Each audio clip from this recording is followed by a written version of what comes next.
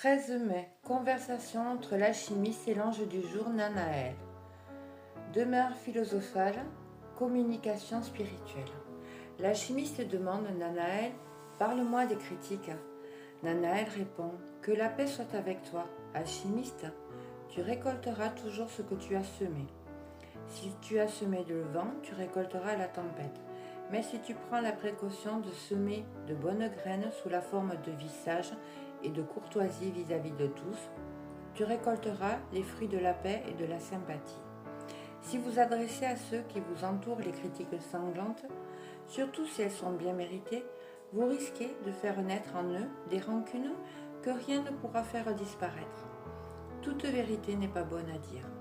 Lorsque votre amour-propre est blessé, vous réagissez comme si vous vouliez retirer de votre chair une flèche empoisonnée et la retourner à celui qui vous l'a envoyée après l'avoir rendue encore plus cuisante qu'elle ne l'était.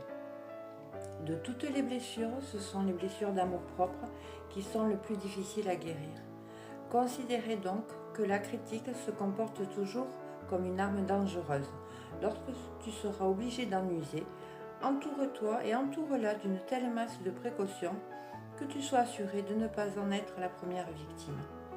Si tu veux que je t'aide à construire ton temple intérieur, alors exalte les qualités de tous, car le verbe qui s'utilise pour mettre en valeur les côtés sombres de l'âme est semblable à un tremblement de terre qui secoue tes édifices.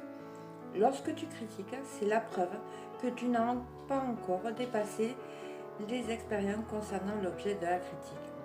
De ce fait, tu alertes les forces chargées de t'instruire par les voies de l'expérience à intervenir dans ta vie.